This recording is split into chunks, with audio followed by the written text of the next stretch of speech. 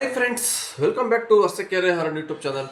First time ಯಾರು ನೋಡ್ತಾ ಇರೋ ನಮ್ಮ ಚಾನಲ್ ಸಬ್ಸ್ಕ್ರೈಬ್ ಮಾಡ್ಕೊಂಡು ವಿಡಿಯೋನ ವಾಚ್ ಮಾಡಿ, ಹಾಗೆ ಲೈಕ್ ಮಾಡೋದು ಮರಿಬೇಡಿ. ಒಂದು ಶೇರ್ ಮಾಡಿ ಎಲ್ಲ ನಿಮ್ಮ ಫ್ರೆಂಡ್ಸ್ಗೆ. ಬನ್ನಿ ಸ್ನೇಹಿತರೆ, ವಿಡಿಯೋನ ಸ್ಟಾರ್ಟ್ ಮಾಡೋಣ. ಇವಾಗ ಸೋಷಿಯಲ್ ಮೀಡಿಯಾದಲ್ಲಿ ಫುಲ್ಲು ಟ್ರೆಂಡ್ ಆಗಿರೋದು ಬೈಕ್ ಟ್ಯಾಕ್ಸಿ ವರ್ಸಸ್ ಆಟೋ. ಯಾವ ಒಂದು ಫೇಸ್ಬುಕ್ ಆಗಿರ್ಬೋದು, ಇನ್ಸ್ಟಾಗ್ರಾಮ್, ಯೂಟ್ಯೂಬ್ ತೆಗೆದು ನೋಡಿದ್ರೆ ಬರೀ ಇದೇ ಟ್ರೆಂಡು. ಯಾರು ಬೈಕ್ ಟ್ಯಾಕ್ಸಿನ ಬಳಕೆ ಮಾಡಬೇಡಿ, ಬೈಕ್ ಟ್ಯಾಕ್ಸಿ ಸೇಫ್ ಇಲ್ಲ. ಅದರಲ್ಲೂ ಎಕ್ಸ್ಪೆಷಲಿ ಮಹಿಳೆಯರಿಗಂತೂ ಬೈಕ್ ಟ್ಯಾಕ್ಸಿ ಸೇಫ್ ಇಲ್ಲ. ಯಾರು ಹೋಗಬೇಡಿ ಬರೀ ಇದೇನೆ. ಎಲ್ಲಿ ನೋಡಿದ್ರು ಬರೀ ಇದೇ ಒಂದು ಪಿಕ್ಚರ್ಗಳು ಬರ್ತಾ ಇದ್ದಾವೆ, ವೀಡಿಯೋಸ್ ಓಡಾಡ್ತಾ ಇದ್ದಾವೆ. ಅದು ಕಮೆಂಟ್ಸ್ಗಳು ನೋಡಿದ್ರೆ 420 ಬೈಕ್ ಟ್ಯಾಕ್ಸಿ, 420 ಆಟೋ, ಯಾರು ಬೈಕ್ ಟ್ಯಾಕ್ಸಿಲಿ ಹೋಗಬೇಡಿ, ಬರೀ ಇವೆ, ಬರೀ ಬ್ಯಾಡ್ ಕಮೆಂಟ್ಸು, ನೆಗೆಟಿವ್ ಕಮೆಂಟ್ಸು. ಇವ್ರು ಅವ್ರ ಮೇಲೆ ಹಾಕೋದು, ಅವ್ರು ಇವ್ರ ಮೇಲೆ ಹಾಕೋದು. ಇದು ಹೆಂಗಾಗ್ಬಿಟ್ಟಿದೆ ಅಂದರೆ ಇವಾಗ bike taxi versus auto drivers. India Pakistan war ಆಗುತ್ತಲ್ಲ, ಆ ಥರ ವಾರ ಆಗಕ್ಕೆ ಶುರು ಮಾಡಿಬಿಟ್ಟಿದೆ. ಪ್ರತಿನಿತ್ಯ ದ್ವೇಷಗಳು. ಇದು ಎಲ್ಲಿಗೆ ಹೋಗಿ ಮುಟ್ಟುತ್ತೆ ಅಂತಲೇ ಅರ್ಥ ಆಗ್ತಾ ಇಲ್ಲ. ಇದಕ್ಕೇನಾದ್ರು ಒಂದು ಪರಿಹಾರ ಮುಕ್ತಿ ಕೊಡಬೇಕಲ್ವಾ? ಇದಕ್ಕೆಲ್ಲ ರಾಜ್ಯ ಸರ್ಕಾರನೇ ಕಾರಣ. ಇವತ್ತು ಇಷ್ಟು ಮಟ್ಟಿಗೆ ಇವತ್ತು ದ್ವೇಷ ಉಟ್ಕೊಂಡಿದೆ ಅಂದರೆ ಇವರಿಬ್ಬರು ನಡುವೆ, ಇದಕ್ಕೆಲ್ಲ ಕಾರಣ ರಾಜ್ಯ ಸರ್ಕಾರ. ನೀವು ಏನಾದ್ರು ಒಂದು ಡಿಸಿಷನ್ ತಗೊಂಡು ಅವತ್ತು ಹೈಕೋರ್ಟಿಂದ ಪರ್ಮಿಷನ್ ಬಂದಾಗ ಇವ್ರು ಸುಪ್ರೀಂ ಕೋರ್ಟ್ಗೆ ಹೋಗ್ದಂಗೆ ಇಲ್ಲೇ ಒಂದು ಕ್ಲಿಯರ್ ಮಾಡಿಬಿಟ್ಟಿದ್ರೆ ಈ ಮ್ಯಾಟ್ರು, ಇವತ್ತು ಇಲ್ಲಿವರೆಗೂ ಬರ್ತಾನೆ ಇರಲಿಲ್ಲ. ಇಷ್ಟು ಒಂದು ತಲೆನೋವೇ ಆಗ್ತಿರಲಿಲ್ಲ ಎಲ್ಲರಿಗೂ. ಪ್ರತಿನಿತ್ಯ ಜಗಳನ. ಇವತ್ತು ಮತ್ತೆ ಸೋಮವಾರ, ಇವತ್ತು ಆಟೋ ಮುಷ್ಕರ ಅಂತ ಹೇಳ್ತಾ ಇದ್ದಾರೆ. ಬೈಕ್ ಟ್ಯಾಕ್ಸಿ ವಿರುದ್ಧ ನಾವು ಆಟೋ ಸ್ಟಾಪ್ ಮಾಡ್ತೀವಿ, ಇವತ್ತು ಮತ್ತೆ ಮುಷ್ಕರಕ್ಕೆ ಇಳಿತೀವಿ, ಈಗ ಮತ್ತೆ ಎದ್ದಿದ್ದಾರೆ. ಇದೇ ಆಗ್ತಾ ಇದೆ ಪ್ರತಿನಿತ್ಯ. 15 ದಿವಸಕ್ಕೊಂದು ದಿವಸ ಪೋಟ್ರ್ ಕಂಪ್ನಿ ವಿರುದ್ಧ ಮುಷ್ಕರ ಆಯಿತು, ಮತ್ತೆ ಈಗ ರಾಪಿಡೋ ಕಂಪ್ನಿ ವಿರುದ್ಧ ಮುಷ್ಕರ. ಕೆಲವೊಂದು ಜನ ರೋಡಲ್ಲಿ ರಾಪಿಡೋ ಬೈಕ್ ಟ್ಯಾಕ್ಸಿ ಹಿಡಿದು ಕ್ವಶನ್ ಮಾಡ್ತಾರೆ, ಯಾಕೆ ಮಾಡ್ತೀವಿ, ಹಂಗೆ ಹಿಂಗೆ ಮಾಡಬೇಡ ಅಂತಾರೆ. ಇನ್ನು ಕೆಲವರು ಸೋಷಿಯಲ್ ಮೀಡಿಯಾದಲ್ಲಿ ಬರ್ತಾರೆ, ಬೈಕ್ ಟ್ಯಾಕ್ಸಿನ ಯಾರು ಯೂಸ್ ಮಾಡಬೇಡಿ, ಇದರಲ್ಲಿ ಸೇಫೇ ಇಲ್ಲ, ಆಕ್ಸಿಡೆಂಟ್ ಆದರೆ ಏನೂ ಬರೋಲ್ಲ, ನಿಮಗೆ ಇನ್ಸೂರೆನ್ಸ್ ಕ್ಲೈಮ್ ಆಗಲ್ಲ, ಹಂಗೆ ಹಿಂಗೆ ಆಟೋ ಯೂಸ್ ಮಾಡಿ, ಈ ಥರ ಎಲ್ಲ ಕೆಲವೊಂದು ವಿಡಿಯೋಗಳು ಮಾಡ್ತಾರೆ. ಏನು ಕತೆ ಇದ್ರದ್ದು? ಹಿಂಗಾದ್ರೆ ಹೆಂಗೆ? ಇವಾಗ ನಾವು ಹೇಳೋದು ಒಂದೇನೆ. ಇವಾಗ ಇತ್ತೀಚೆಗೆ ಬೈಕ್ ಟ್ಯಾಕ್ಸಿಲಿ ಆಕ್ಸಿಡೆಂಟ್ ಆಗ್ತಿರೋದು ಬರೀ ಓನ್ಲಿ ಲೇಡೀಸ್ಗೆ.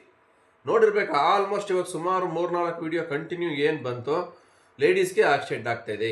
ಜೆಂಟ್ಸ್ಗೆ ಯಾಕೆ ಆಗ್ತಾ ಇಲ್ಲ? ಇಲ್ಲೂ ಒಂದು ಕ್ವಶನ್ ಎಲ್ಲರಿಗೂ ಕಾಡುತ್ತೆ.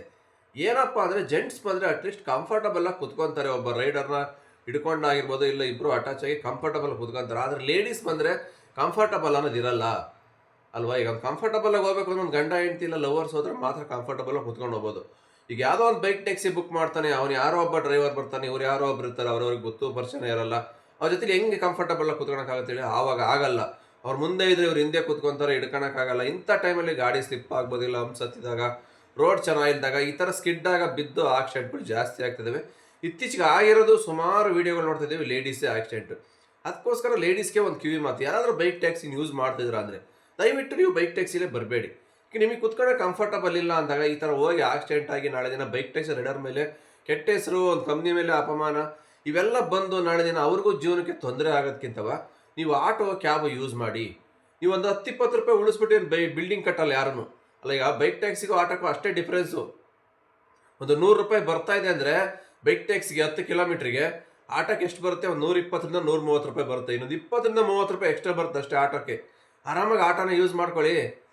ಸುಮ್ಮನೆ ಅನ್ನೆಸೆಸರಿ ಯಾಕೆ ಬೈಕ್ ಟ್ಯಾಕ್ಸಿ ಬರ್ತೀರಾ? ಅದರಲ್ಲಿ ಬಿದ್ದು ಸುಮ್ಮನೆ ನೀವು ಕುತ್ಕೊಳಕ್ಕೆ ಸರಿಯಾಗಿ ಆಗಲ್ಲ, ಸ್ಯಾರಿ ಹಾಕೊಂಡಿರ್ತೀರಾ, ಒಂದು ಸೈಡ್ ಕುತ್ಕೊಂತೀರಾ, ಸ್ವಲ್ಪ ಕೆಲವೊಬ್ಬರು ವೆಯ್ಟ್ ತುಂಬ ಜಾಸ್ತಿ ಇರ್ತಾರೆ. ಅಂಥವ್ರು ಕುತ್ಕೊಂಡಾಗ ಏನಾಗುತ್ತೆ, ಬ್ಯಾಲೆನ್ಸ್ ಸಿಗಲ್ಲ ಗಾಡಿ ಓಡಿಸೋರಿಗೆ. ಈಗ ರೈಡರ್ಗಳಿಗೆ ಗೊತ್ತು ಕಷ್ಟ ಇರುತ್ತೆ ಗಾಡಿ ಯಾವ ಥರ ಓಡಿಸೋದು ಅಂತವ, ದಪ್ಪ ಇರೋರಿಗೆ.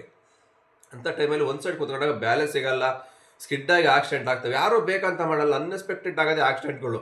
ಯಾರೋ ಒಬ್ಬೊಬ್ರು ಮಾಡ್ತಾರೆ ಅಷ್ಟೇ ಆಕ್ಸಿಡೆಂಟ್, ಬೇಕಂತಲೇ ಓವರ್ ಸ್ಪೀಡಾಗಿ ಅರ್ಜೆಂಟಾಗಿ ಹೋಗಿ ಆಗುವು 1-2. ಬಟ್ ಜಾಸ್ತಿ ಆಗೋವೆಲ್ಲ ಅನ್ಎಕ್ಸ್ಪೆಕ್ಟೆಡ್, ಯಾರು ಬೇಕಂತ ಮಾಡಲ್ಲ, ಈ ಥರ ಆಗಿರ್ತವೆ. ಅದಕ್ಕೇ ಲೇಡೀಸ್ ಏನಾದ್ರು ಎಸ್ಪೆಷಲಿ ಬೈಕ್ ಟ್ಯಾಕ್ಸಿನ ಚೂಸ್ ಮಾಡ್ತೀರ ಅಂದರೆ ದಯವಿಟ್ಟು ಮಾಡೋಕ್ಕೆ ಹೋಗಬೇಡಿ. ನೀವು ಕಂಫರ್ಟಬಲ್ ನಾವು ಎರಡೂ ಕಡೆ ಕುತ್ಕೊತೀವಿ, ಏನು ನಮಗೆ ಪ್ರಾಬ್ಲಮ್ ಇಲ್ಲ ಅನ್ನೋಂಗಿದ್ದ ಅಂಥವ್ರು ಮಾತ್ರ ಹೋಗಿ ಬೈಕ್ ಟ್ಯಾಕ್ಸಿಗೆ. ಈ ಥರ ಎಲ್ಲ ಬಿದ್ದು ಆಕ್ಸಿಡೆಂಟ್ ಆಗ್ತಾವಲ್ಲ, ದಯವಿಟ್ಟು ಯಾರೂ ಆಟೋನೋ ಕ್ಯಾಬೋ ಯೂಸ್ ಮಾಡ್ಕೊಂಡು ಹೋಗಿ. ನಿಜವಾಗ್ಲೂ ನೆಮ್ಮದಿಯಾಗಿ ಜೀವನ ಮಾಡ್ತಾರೆ ಬೈಕ್ ಟ್ಯಾಕ್ಸಿ ರೈಡರ್ಸ್. 100 ರೂಪಾಯಿ ಸಂಪಾದನೆ ಕಮ್ಮಿ ಆಗಲಿ, 2 ಆರ್ಡರ್ ಕಮ್ಮಿ ಬರಲಿ ಅವರಿಗೆ, ಆಯ್ತಲ್ಲ? ಈ ಥರ ಕೆಟ್ಟ ಹೆಸರು, ಅಪಮಾನ ಹೊತ್ಕೊಂಡು ಪ್ರತಿನಿತ್ಯ ಜಗಳ ಆಡ್ಕೊಂಡು ರೋಡಲ್ಲಿ ಕಿತ್ತಾಡ್ಕೊಂಡು ಸಾಯೋಕ್ಕಾಗಲ್ಲ. ಈಗ ಇತ್ತೀಚೆಗೆ ನೋಡ್ತಾ, ಈಗ ಒಂದು ತಿಂಗಳಲ್ಲಿ 2-3 ಕೇಸ್ ಆಗೋಗ್ಬಿಡ್ತು ಬೈಕ್ ಟ್ಯಾಕ್ಸಿದು. ಒಬ್ಬರು ಡೆತ್ ಆದರೂ ಟೀಚರ್ಸು, ಇನ್ನೊಬ್ರು ಯಾರೋ ಪಾಪ ಫುಲ್ ಸೀರಿಯಸ್ ಇಂಜುರಿ, ಒಂದು 20 ಲಕ್ಷಕ್ಕೆ ಅಧಿಕ ಖರ್ಚು ಮಾಡಿದ್ದಾರೆ. ಇವತ್ತಿನವರೆಗೂ ಅವ್ರಿಗೆ ಕಂಪ್ನಿಯಿಂದ ಯಾವುದೇ ಥರ ಒಂದು ಸಪೋರ್ಟ್ ಸಿಕ್ಕಿಲ್ಲ. ಇದೇ ಒಂದು ದೊಡ್ಡ ಸೋಷಿಯಲ್ ಮೀಡಿಯಾದಲ್ಲಿ ವೈರಲ್ ಆಗೋಯ್ತು, ಇಡೀ ದೇಶಾದ್ಯಂತ ವೈರಲ್ ಆಗೋಯ್ತು. ಇದರಿಂದ ಇವತ್ತು ಬೈಕ್ ಟ್ಯಾಕ್ಸಿಗೆ ಎಷ್ಟು ಹೊಡೆತ ಬೀಳ್ತಾ ಇದೆ ಅಂದರೆ, ರೈಡರ್ಗಳಿಗಾಗಿರ್ಬೋದು, ಬೈಕ್ ಟ್ಯಾಕ್ಸಿ ಆಗಿರ್ಬೋದು, ಎಲ್ಲಿ ನೋಡಿದ್ರು ಸೋಷಿಯಲ್ ಮೀಡಿಯಾದ ಅವ್ರದೇ ಒಂದು ಫೋಟೋ, ಅದೇ ಒಂದು ಪಿಕ್ಚರ್ ಇಟ್ಕೊಂಡು ನೆಗೆಟಿವ್ ಆಗಿ ಬೈಕ್ ಟ್ಯಾಕ್ಸಿ ಮೇಲೆ, ರೈಡರ್ಗಳ ಮೇಲೆ ಆಗ್ತಾ ಇದ್ದಾರೆ. ಆಗುತ್ತೆ 1-2 ಯಾವ ಒಂದು ವೆಹಿಕಲಲ್ಲೂ ಆಕ್ಸಿಡೆಂಟ್ ಆಗಲ್ಲ ಅಂತ ಹೇಳಲ್ಲ, ಆಗ್ತವೆ ಎಲ್ಲದರಲ್ಲೂ, ಏನೂ ಮಾಡೋಕ್ಕಾಗಲ್ಲ. ಆದರೆ ಆಗೋಕ್ಕಿಂತ ಮುಂಚೆ ಸ್ವಲ್ಪ ಹುಷಾರಾಗಿರಬೇಕು. ರೈಡರ್ಗಳಾಗಿರ್ಬೋದು, ಯಾರೇ ಆಗಿರ್ಬೋದು.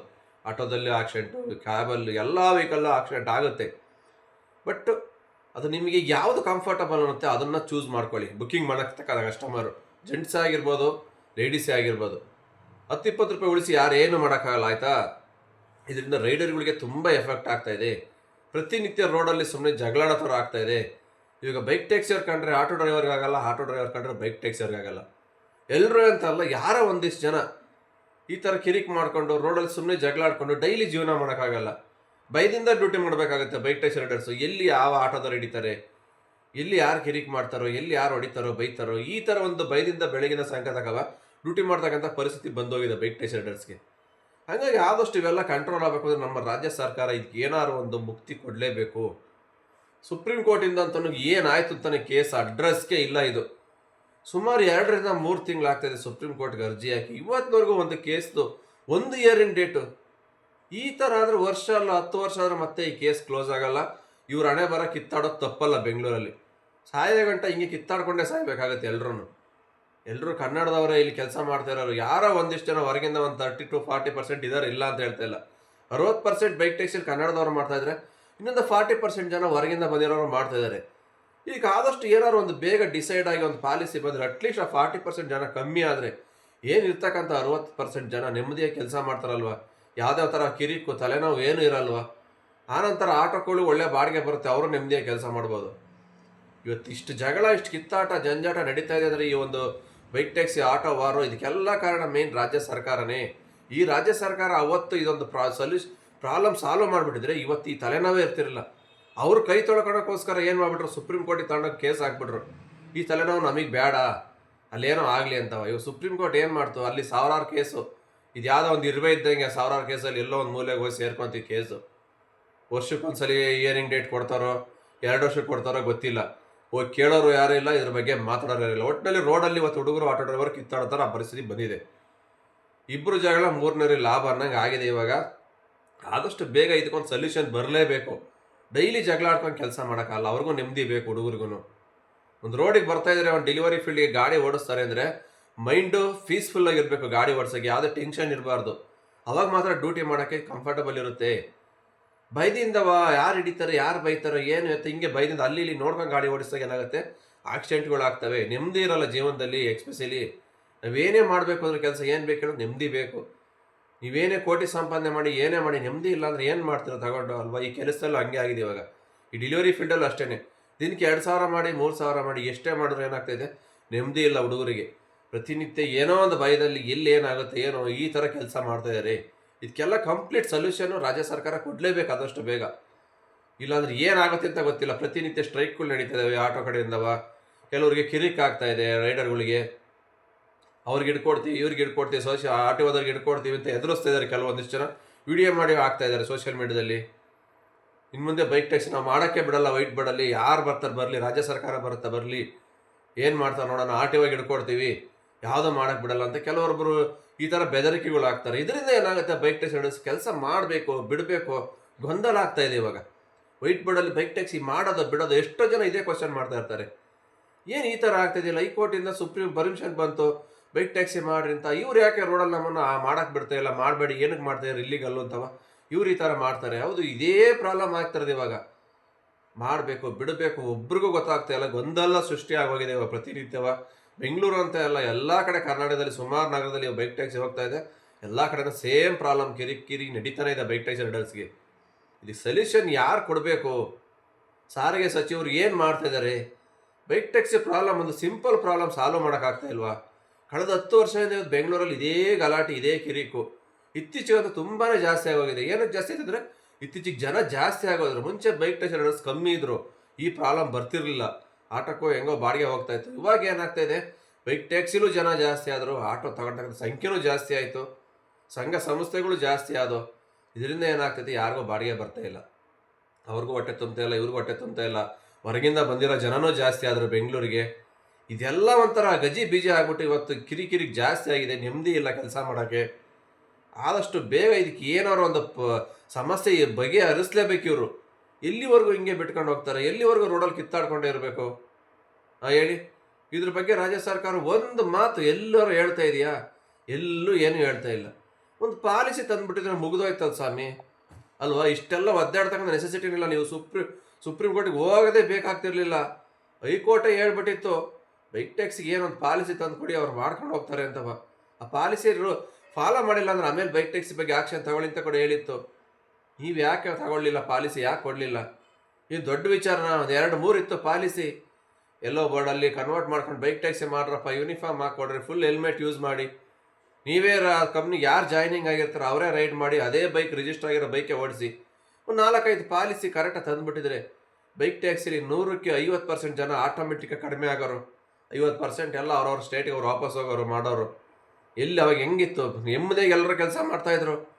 ಯಾರು ಆಟೋ ಡ್ರೈವರು ಕಿತ್ತಾಡ್ತಿರಲಿಲ್ಲ, ಯಾವ ಬೈಕ್ ಟ್ಯಾಕ್ಸಿ ಡ್ರೈವರ್ ಕಿತ್ತಾಡ್ತಿರಲಿಲ್ಲ. ಅವ್ರಿಗೆ ಬರೋ ಬಾಡಿಗೆ ಅವ್ರಿಗೆ ಬರೋ ಆರಾಮಾಗೆ. ಏನಾಗಿದೆ ಅಂತ ಒಂಥರ ಸಂತೆ ಆಗೋಗ್ಬಿಟ್ಟಿದೆ ಇದು. ಯಾರು ಬೇಕಾದ್ರೂ ಬರ್ಬೋದು, ಯಾರು ಬೇಕಾದ್ರೂ ಮಾಡ್ಬೋದು.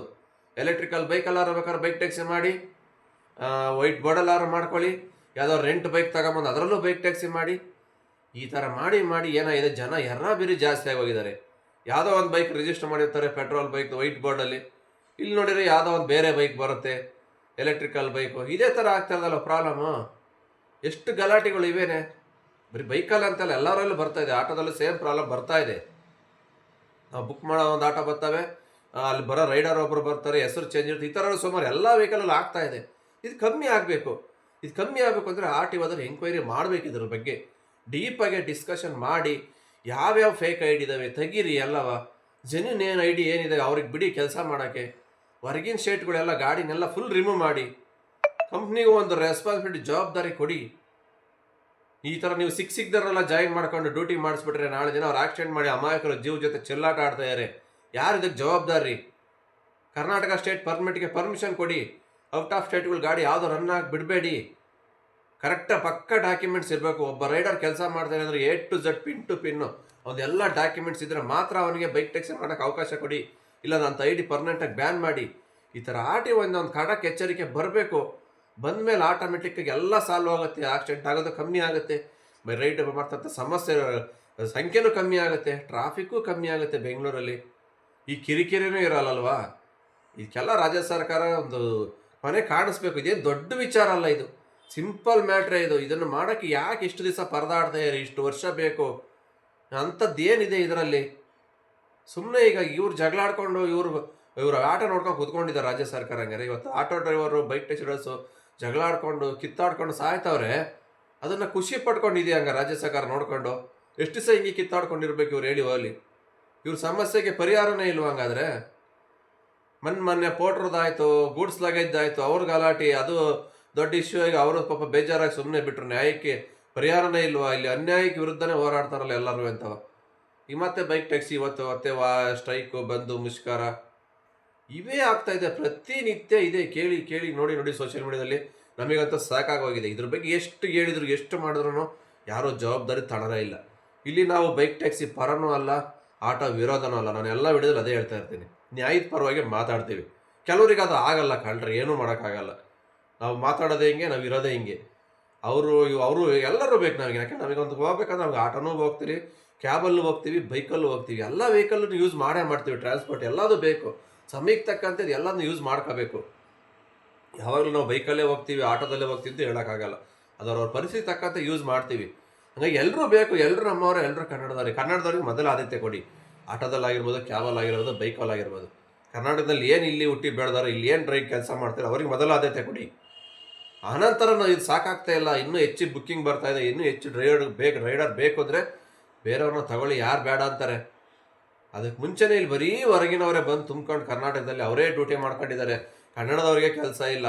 ಇವಾಗ ಕನ್ನಡದವ್ರು ಕಿತ್ಲಾಡ್ಕೊಂಡು ಕೂತಾರೆ ಬೆಳಗ್ಗಿಂದ ಸಾಯಂಕಾಲ ತನಕ. ಎಲ್ಲಿಂದನೂ ಬಂದಿರೋರು ಆರಾಮಾಗಿ ಒಳ್ಳೆ ಸಂಪಾದನೆ ಮಾಡ್ಕೊಂಡು ನೆಮ್ಮದಿಯಾಗಿ ಹೋಗ್ತಾ ಇದ್ದಾರೆ.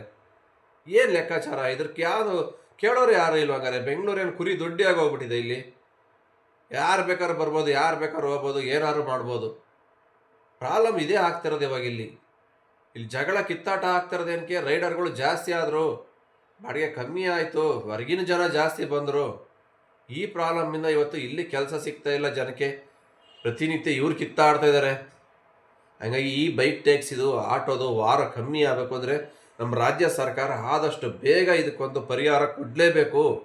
ಸುಪ್ರೀಂ ಕೋರ್ಟಲ್ಲಿ ಕೇಸ್ ಮುಗಿಯುತ್ತೆ, ಅಲ್ಲೇ ಕಾಯ್ಕೊಂಡು ಕೂತ್ಕೊಂಡ್ರೆ ಇದು ಮುಗಿದಿರೋ ಕತೆ. ಇದು ಸುಪ್ರೀಂ ಕೋರ್ಟಲ್ಲಿ ಸದ್ಯಕ್ಕಂತೂ ಯಾವುದೇ ಥರ ಇದ್ರ ಬಗ್ಗೆ ಕೇಸ್ ಕ್ಲಿಯರ್ ಆಗಲ್ಲ. ಸದ್ಯಕ್ಕಂತೂ ಯಾವುದೇ ಥರ ಒಂದು ನ್ಯೂಸು ಕೂಡ ಬರಲ್ಲ. ಆದಷ್ಟು ಇದಕ್ಕೆ ರಾಜ್ಯ ಸರ್ಕಾರನೇ ಇದಕ್ಕೆ ಪರಿಹಾರ ಹುಡುಕ್ಲೇಬೇಕಾಗತ್ತೆ. ಇಲ್ಲ ನಾಳೆ ದಿವಸ ಡೈಲಿ ಜಗಳ ಆಡ್ಕೊಂಡು ಇರೋಕ್ಕಾಗಲ್ಲ ರೋಡಲ್ಲಿ. ಎಲ್ಲರೂ ನೆಮ್ಮದಿಯಾಗಿ ಕೆಲಸ ಮಾಡಬೇಕು. ಮನೆಯಿಂದ ಹೊರಗಡೆ ಬರ್ತಾರೆ ಅಂದರೆ ಪೀಸ್ಫುಲ್ ಮೈಂಡಾಗಿ ನೆಮ್ಮದಿಯಾಗಿ ಬಂದರೆ ಮಾತ್ರನೇ ಈ ಡೆಲಿವರಿ ಫೀಲ್ಡಲ್ಲಿ ಕೆಲಸ ಮಾಡೋಕ್ಕಾಗೋದು. ಯಾಕೆಂದರೆ ಡ್ರೈವಿಂಗಲ್ಲಿ ಇರ್ತೀವಿ, ಇಷ್ಟು ಟ್ರಾಫಿಕಲ್ಲಿ ಯಾವ ಸೆಕೆಂಡಲ್ಲಿ ಏನು ಬೇಕಾದ್ರೂ ಆಗ್ಬೋದಲ್ವಾ. ಟೆನ್ಷನ್ ಇರಬಾರ್ದು ಮೈಂಡಿಗೆ, ಕೂಲಾಗಿರ್ಬೇಕು ಮೈಂಡು ಗಾಡಿ ಓಡಿಸ್ತಿದ್ದೀವಿ ಅಂದರೆ. ಹಾಗೆ ಎಷ್ಟು ಜನ ನಾವು ನೋಡ್ತಾ ಸೋಷಿಯಲ್ ಮೀಡಿಯಾದಲ್ಲಿ ಸಣ್ಣ ಪುಟ್ಟ ಸುಮ್ಮನೆ ಕಿರಿಕ್ಗಳು ಆಗ್ತಾನೆ ಇರ್ತವೆ. ಬೈಕ್ ಟ್ಯಾಕ್ಸಿ ಯಾಕೆ ಮಾಡ್ತೀಯಾ, ಇದು ಇಲ್ಲಿಗಲ್ಲು, ವೈಟ್ ಬೋರ್ಡು, ನಿನಗೆ ಪರ್ಮಿಷನ್ ಕೊಟ್ಟಿದ್ದು ಯಾರು, ಮಾಡಬೇಡ, ಹಂಗೆ ಹಿಂಗೆ. ನೀನು ರೋಡಲ್ಲಿ ಸುಮ್ಮನೆ ರೈಡರ್ಗಳಿಗೆ ತೊಂದರೆ ಕೊಟ್ಟರೆ ಏನು ಸಿಕ್ಕುತ್ತೆ ನಿಮಗೆ ಅಲ್ವಾ. ಕೇಳೋ ಜಾಗದಲ್ಲಿ ಹೋಗಿ ಕೇಳಿ, ಹೋಗಿ ವಿಧಾನಸೌಧ ಮುಂದೆ ಕೂತ್ಕೊಂಡು ಸ್ಟ್ರೈಕ್ ಮಾಡಿ, ಬಂದ್ ಮಾಡಿ, ಆರ್ ಟಿ ಓದವ್ರನ್ನ ಕೇಳಿ, ಕ್ವಶನ್ ಮಾಡಿ. ಅಲ್ಲೆಲ್ಲರೂ ಕೇಳಿಲ್ಲ, ಹೋಗಿ ಆ್ಯಪ್ಗಳು ಇದಾವಲ್ಲ ಅಲ್ಲಿ ಹೋಗಿ ಸ್ಟ್ರೈಕ್ ಮಾಡಿ ಕಂಪ್ನಿಗಳ ವಿರುದ್ಧ ಏನೋ ಒಂದು ಸಮಸ್ಯೆ ಬಗೆಹರಿಯುತ್ತಲ್ವ. ನೀವು ಎಷ್ಟು ದಿವಸ ಅಲ್ಲ ವರ್ಷಗಟ್ಟಲೆ ನೀವು ರೋಡಲ್ಲಿ ಬೈಕ್ ಟ್ಯಾಕ್ಸಿ ರೈಡರ್ಸ್ಗೆ ಹಿಡಿದು ತೊಂದರೆ ಕೊಡೋದು, ಅವ್ರು ಕ್ವಶನ್ ಮಾಡೋದು, ಅವ್ರು ಮಾಡಬೇಡ ಅಂತ ಹೇಳಿದರೆ ಒಬ್ಬರೋ ಇಬ್ಬರು ಕೇಳ್ಬೋದು, ಲಕ್ಷಾಂತರ ಜನನ ಕೇಳೋಕ್ಕಾಗಲ್ಲ. ಈ ಸಮಸ್ಯೆ ಬಗೆಹರಿಯೋದೇ ಇಲ್ಲ. ಇದು 100% ನೀವು ಯಾರನ್ನೇ ಕೇಳಿ, ರೈಡರ್ನ ಕೇಳಿದರೆ ಬಗೆಹರಿದಿರೋ ಸಮಸ್ಯೆ ಇದು. ಯಾಕಂದರೆ ರೈಡರ್ದೇನು ತಪ್ಪಲ್ಲ, ಅವರು ಯಾವುದೋ ಒಂದು ಕಂಪ್ನಿಲಿ ನಿಮ್ಮಂಗೆ ಕೆಲಸ ಮಾಡೋಕ್ಕೆ ಬಂದಿದ್ದಾರೆ ಅಷ್ಟೇ. ಅವ್ರನ್ನ ಕೇಳಿದ್ರಿಂದ ಏನು ತಪ್ಪಿದೆ, ಯಾವ ಪಾರ್ನಲ್ಲಿದೆ ನಾವು ಡ್ಯೂಟಿ ಮಾಡ್ತಾಯಿದ್ದೀವಿ ಅಷ್ಟೇ ಹೇಳ್ತಾರೆ ಹೊರತು ಬೇರೆ ಏನೂ ಆನ್ಸರ್ ಇಲ್ಲ ಅವ್ರ ಹತ್ರ. ಯಾಪೇ ಕ್ಲೋಸ್ ಮಾಡಿ ನಿಮ್ಗೆ ಅಷ್ಟಕ್ಕೂ ತೊಂದರೆ ಆಗ್ತಿದೆ, ಬೇಡವೇ ಬೇಡ ನಮಗೆ ಬೈಕ್ ಟ್ಯಾಕ್ಸಿ ಇದರಿಂದ ಅಂದರೆ ರಾಜ್ಯ ಸರ್ಕಾರದ ವಿರುದ್ಧ ಹೋರಾಡಿ ಯಾಪೇ ಕ್ಲೋಸ್ ಮಾಡಿ. ಮಹಾರಾಷ್ಟ್ರ ಸರ್ಕಾರದ ಆಯ್ತಲ್ಲ ಆ ಥರ ಯಾರೇ ಮಾಡ್ತಾರ ಅವಾಗ ಡ್ಯೂಟಿ ಆನ್ ಮಾಡೋಕ್ಕೆ ಏನೂ ಇರಲ್ಲಲ್ವಾ. 4 ದಿವಸ ಕಷ್ಟ ಆಗ್ಬೋದು, ಅನಂತರ ಬೇರೆ ಮಾರ್ಗ ಹುಡುಕೊಂತಾರೆ. ಯಾಕೆಂದರೆ ಹುಟ್ಟಿಸಿದ್ದೆ ದೇವರೇನು ಹುಲ್ಮೇಸಲ್ಲಲ್ವ, ಹಂಗೆ ಕೆಲಸ ಇದ್ದೇ ಇರ್ತವೆ, ಬೇರೆ ಯಾವ್ದಾರು ಒಂದು ಮಾಡ್ಕೊತಾರೆ, ಸಂಪಾದನೆ ಸ್ವಲ್ಪ ಕಮ್ಮಿ ಆಗ್ಬೋದು. ಬಟ್ ಇವಾಗ ಇರತಕ್ಕಂಥ ಕೆಲಸ ಬಿಟ್ಟು ಬೇರೆ ಕಡೆ ಹೋಗ್ಬೇಕು ಅಂದ್ರೆ ಯಾರಿಗೂ ಮನಸ್ಸು ಬರೋಲ್ಲ. ಈ ಬೈಕ್ ಟ್ಯಾಕ್ಸಿ ರನ್ ಆಗ್ತಾ ಇದೆ, ಹೆಂಗೋ ಕಣ್ ತಪ್ಪಿಸ್ಕೊಂಡು ಕಷ್ಟನ ಸುಖನ ಮಾಡೋಣ ಬಿಡಪ್ಪ ಅಂತ ಮಾಡ್ತಾ ಇರ್ತಾರೆ. ಅದಿಲ್ಲ ಅಂದರೆ ಎಲ್ಲರೂ ಸರಿ ಹೋಗ್ತಾರೆ. ಏನೋ ಒಂದು ಬರೀ ಸಮಸ್ಯೆ ಬಗೆಹರಿಬೇಕಂದ್ರೆ ಏನೋ ಒಂದು ಮಾಡಲೇಬೇಕು. ಎಲ್ಲಿ ಸೊಲ್ಯೂಷನ್ ಹುಡುಕ್ಬೇಕು ಅಲ್ಲಿಗೆ ಹೋಗಿ ಕೇಳಬೇಕು ನೀವು, ಆಯಿತಾ. ಎತ್ತಿಗೆ ಜ್ವರ ಬಂದರೆ ಎಮ್ಮೆಗೆ ಬರೆ ಹಾಕಿದ್ರೆ ಏನು ಬಂತು? ಈಗ ಎಮ್ಮೆಗೆ ಜ್ವರ ಬಂದರೆ ಎತ್ತಿಗೆ ಬರೆ ಹಾಕಿರಂತೆ. ಇಲ್ಲಿ ಏನು ಪ್ರಾಬ್ಲಮ್ಮೇ ಸಾಲ್ವ್ ಆಗೋದಿಲ್ಲ. ಇದು ಹಂಗೆ ಆಗಿರೋದು. ಇವಾಗ ಬೈಕ್ ಟ್ಯಾಕ್ಸಿ ಓಪನ್ ಮಾಡಿರೋರು ಯಾರು, ರೋಡಲ್ಲಿ ಕೆಲಸ ಮಾಡೋ ರೈಡರ್ನ ಕ್ವಶನ್ ಮಾಡ್ತಾರೆ. ಇದರಿಂದ ಪ್ರಾಬ್ಲಮ್ ಸಾಲ್ವ್ ಆಗುತ್ತಾ? ಯಾವುದು ಸಾಲ್ವ್ ಆಗಲ್ಲ. ಸಾಲ್ವ್ ಆಗಬೇಕು ಅಂದರೆ ಎಲ್ಲಿ ಹೋಗಿ ಏನು ಮಾಡಬೇಕು ಅಲ್ಲೇ ಮಾಡಬೇಕು. ಈ ಥರ ವೀಡಿಯೋ ಮಾಡಿ ನಾವು ಎಷ್ಟೋ ವೀಡಿಯೋದಲ್ಲಿ ಹೇಳ್ತಾ ಇರ್ತೀವಿ, ಬರೀ ನೆಗೆಟಿವ್ ಕಮೆಂಟ್ಸ್ ಹಂಗೆ ಹಿಂಗೆ ಆಗ್ತೀವಿ, ಬೈಕ್ ಟ್ಯಾಕ್ಸಿ ಪರವಾಗಿ ಮಾಡ್ತೀವಿ ಹಂಗೆ ಹಿಂಗೆ ಅಂತವ. ನಾವು ಇರೋದನ್ನ ಹೇಳ್ತೀವಿ, ಎಲ್ರಿಗೂ ಗೊತ್ತಿರೋ ವಿಚಾರ ಇದು. ರೈಡರಿಗೆ ತೊಂದರೆ ಕೊಟ್ಟರೆ ಸಮಸ್ಯೆ ಬಗೆಹರಿಯಲ್ಲ ಅಂತ ಗೊತ್ತು, ನಿಮಗೂ ಗೊತ್ತಿದ್ದು ಸೇಮ್ ಪ್ರಾಬ್ಲಮ್ ಮತ್ತೆ ಕಂಟಿನ್ಯೂ ಮಾಡ್ತೀರ. ಇದರಿಂದ ಏನು ಸಿಕ್ಕುತ್ತೆ ನಿಮಗೆ? ಸೋಷಿಯಲ್ ಮೀಡಿಯಾದಲ್ಲಿ ವೀಡಿಯೋ ಹಾಕ್ಬಿಟ್ರೆ ನಿಮಗೆ ಸ್ವಲ್ಪ ರೀಲ್ಸ್ ಬರುತ್ತಾ, ಸಬ್ಸ್ಕ್ರೈಬರ್ಸ್ ಬರ್ತಾರಾ ನಿಮ್ಮವರು, ಇಲ್ಲ ಇನ್ನಾರು ಮತ್ತೆ ದುಡ್ಡು ಗಿಟ್ಟು ಬರುತ್ತಾ, ನೀವೇನೋ ಟ್ರೆಂಡ್ ಆಗ್ತೀವ ಅಷ್ಟೇ ಆಗ್ಬೋದು. ಬೇರೆ ಏನು ಬೈಕ್ ಟ್ಯಾಕ್ಸಿನ ಬ್ಯಾನ್ ಮಾಡೋಕ್ಕಾಗಲ್ಲ. ಬೈಕ್ ಟ್ಯಾಕ್ಸಿ ಬ್ಯಾನ್ ಆಗಬೇಕು ಅಂದರೆ, ಇದರಿಂದ ನಮಗೆ ತೊಂದರೆ ಆಗ್ತಿದೆ, ಇದು ಕಂಪ್ಲೀಟ್ ಸ್ಟಾಪ್ ಆಗಬೇಕು ಅಂದರೆ ಕೇಳೋ ಜಾಗದಲ್ಲಿ ಮಾತ್ರ ನೀವು ಹೋಗಿ ಕೇಳಿದ್ರೆ ಆಗುತ್ತೆ, ಪ್ರಾಬ್ಲಮ್ ಸಾಲ್ವ್ ಆಗುತ್ತೆ. ಇದು ಬಗೆಹರಿದಿರೋ ಸಮಸ್ಯೆ ಇದು.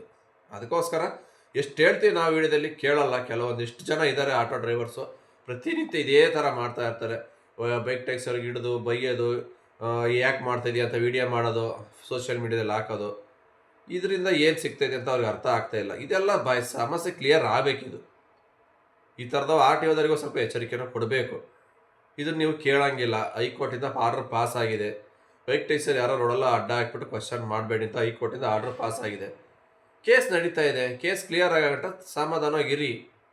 ಇಲ್ಲ ಹಂಗೂ ನಿಮ್ಮ ಕೈಲಿ ಆಗ್ತಾಯಿಲ್ಲ, ನಮಗೆ ತೊಂದರೆ ಆಗ್ತದೆ ಅಂದರೆ ಹೋಗಿ ರಾಜ್ಯ ಸರ್ಕಾರ ಕೇಳಿ, ಏನೋ ಒಂದು ಆರ್ ಟಿ ಓದಿಂದ ಒಂದು ಅನೌನ್ಸ್ ಮಾಡಬೇಕು. ಇಲ್ಲಾಂದರೆ ಡೈಲಿ ಇದೇ ಥರ ಜಗಳ ಕಿತ್ತಾಡ್ಕೊಂಡು ಯಾರು ಡ್ಯೂಟಿ ಮಾಡೋಕ್ಕಾಗಲ್ಲ ರೋಡಲ್ಲಿ. ಎಲ್ರಿಗೂ ಕಷ್ಟ ಆಗುತ್ತೆ. ಎಲ್ಲರೂ ನೆಮ್ಮದಿಯಾಗಿ ಡ್ಯೂಟಿ ಮಾಡೋಕ್ಕಂತಲೇ ರೋಡಿಗೆ ಬರ್ತಾರೆ ಅಲ್ವಾ. ಸ್ವಿಗ್ಗಿಗೆ ಹೋಗಿ ಝೊಮ್ಯಾಟೊ ಮಾಡ್ಕೊಳ್ಳಿ ಅಂತೀರಾ, ಸ್ವಿಗ್ಗಿ ಝೊಮ್ಯಾಟೊ ಮಾಡಿದ್ರೆ ಏನು ಬರುತ್ತೆ ಸ್ವಾಮಿ? ಅವ್ರು ಕೊಡೋದು ಕಿಲೋಮೀಟ್ರಿಗೆ ಎಷ್ಟು ಅಂತ ಗೊತ್ತಾ ನಿಮಗೆ? 5 ರೂಪಾಯಿ 6 ರೂಪಾಯಿ ಕಿಲೋಮೀಟ್ರ್ ಕೊಡ್ತಾರೆ. ಅಲ್ಲಿ ಆಗಿನ ಅವ್ರು ಇರಬೇಕು, ಇನ್ಸೆಂಟಿವ್ ಬರಬೇಕಾದ್ರೆ. ಅಲ್ಲಿಗೆ ಎಷ್ಟು ಬೆಳಗಿಂದ ನೈಟ್ವರೆಗೂ ಅವ್ರು ಹರ್ಕೊಂಡು ಕಿರ್ಚ್ಕೊಂಡು ಕಷ್ಟ ಬಿದ್ದು ಮಾಡ್ರೂ 1,000 1,500 ಮಾಡ್ಬೋದು. ಕೆಲವೊಂದು ಝೋನ್ಗಳಲ್ಲಿ ಮಾತ್ರ ಚೆನ್ನಾಗಿದೆ ಆರ್ಡ್ರ್, ಇಲ್ಲ ಅಂತ ಹೇಳ್ತಾ ಇಲ್ಲ. ಕೆಲವೊಂದು ಝೋನಲ್ಲಿ 2,000 3,000 ಮಾಡೋರು ಇದ್ದಾರೆ ಸ್ವಿಗ್ಗಿ ಝೊಮ್ಯಾಟೊದಲ್ಲಿ. ಎಲ್ಲ ಏರಿಯಾನಲ್ಲ, ಯಾವುದೋ ಒಂದು 2-3 ಝೋನ್ ಇದೆ ಬೆಂಗಳೂರಲ್ಲಿ. ಹೈಯೆಸ್ಟ್ ಡಿಮ್ಯಾಂಡ್ ಇರುತ್ತೆ, ಅಲ್ಲಿ ಆರ್ಡ್ರ್ ಚೆನ್ನಾಗಿ ಬರುತ್ತೆ, ಅಂಥ ಏರಿಯಾದಲ್ಲಿ ಮಾಡ್ಕೊತಾರೆ. ಇನ್ನು ಮಿಕ್ಕಿರೋ ಬೆಂಗಳೂರು ಎಲ್ಲ ಹೊರಗಡೆನೋ ಸ್ವಿಗ್ಗಿ ಝೊಮ್ಯಾಟೊದಲ್ಲಿ ಅಷ್ಟು ಅರ್ನಿಂಗ್ಸ್ ಆಗಲ್ಲ. ಮಾಡೋದು ಬರೀ ಅವ್ರ ಪೆಟ್ರೋಲ್ಗೆ, ಊಟ ತಿಂಡಿ, ಗಾಡಿ ಮೇಂಟೆನೆನ್ಸ್ಗೆ ಸರಿ ಹೋಗ್ಬಿಡುತ್ತೆ. ಈ ಥರ ಇದ್ದಾಗ ಹೆಂಗೆ ಸ್ವಿಗ್ಗಿ ಝೊಮ್ಯಾಟೊ ಮಾಡೋಕ್ಕಾಗುತ್ತೆ ಅಲ್ವಾ? ಇದು ಕಷ್ಟನೇ. ಅದಕ್ಕೋಸ್ಕರ ಏನೋ ಅಟ್ಲೀಸ್ಟ್ ಬೈಕ್ ಟ್ಯಾಕ್ಸಿ ಒಂದು 10 ರೂಪಾಯಿ ಕಿಲೋಮೀಟ್ರ್ ಕೊಡ್ತಾರೆ, ವೆಯ್ಟಿಂಗ್ ಇರಲ್ಲ, ಬೇಗ ಪಿಕಪ್ ಡ್ರಾಪ್ ಆಗುತ್ತೆ ಅನ್ನೋ ಒಂದು ಇಂಟೆನ್ಷನ್ ಇಟ್ಕೊಂಡು ಏನೋ ಸ್ವಲ್ಪ ಅರ್ನಿಂಗ್ಸ್ ಆಗುತ್ತಲ್ಲ ಅಂತ ಬೈಕ್ ಟ್ಯಾಕ್ಸಿ ಮಾಡ್ತಾರೆ ಅಷ್ಟೇ, ಬೇರೆ ಏನಿಲ್ಲ ಇದರಲ್ಲಿ. ಇಷ್ಟು ಹೇಳ್ತಾ ಈ ವಿಡಿಯೋ ಇಲ್ಲಿಗೆ ಮುಗಿಸ್ತಾ ಇದ್ದೀನಿ. ಈ ವಿಡಿಯೋಯಿಂದ ಏನಾದ್ರು ನಿಮಗೆ ಒಳ್ಳೆಯ ಮಾಹಿತಿ ಸಿಕ್ಕಿದರೆ ಆದಷ್ಟು ಶೇರ್ ಮಾಡಿ ಎಲ್ಲ ರೈಡರ್ಗಳಿಗೆ ಸಪೋರ್ಟ್ ಮಾಡಿ. ಹೆಚ್ಚು ಹೆಚ್ಚು ವಿಡಿಯೋ ಬರ್ತಾ ಇರ್ತವೆ ಪ್ರತಿನಿತ್ಯವ. ನೀವು ಸಪೋರ್ಟ್ ಮಾಡಿದ್ರೆ ನಾವು ವಿಡಿಯೋ ಕೂಡ ಮಾಡೋಕ್ಕಾಗುತ್ತೆ. ಸುಮಾರು ಜನ ನಾವು ವಿಡಿಯೋ ಮಾಡಿ ಹೇಳ್ತಾನೆ ಇರ್ತೀವಿ, ಸಬ್ಸ್ಕ್ರೈಬರ್ಸೇ ಬರಲ್ಲ, ಸಪೋರ್ಟೇ ಮಾಡಲ್ಲ. ಎಂತೆಂಥ ಇಂಥ ಕಾಂಜಿ ಪಿಂಜಿ ಕಂಟೆಂಟ್ ವಿಡಿಯೋಗಳು ಮಾಡ್ತಾರೆ, ಅವರಿಗೆಲ್ಲ ಬೇಜಾರು ಸಪೋರ್ಟ್ ಮಾಡ್ತೀರಾ.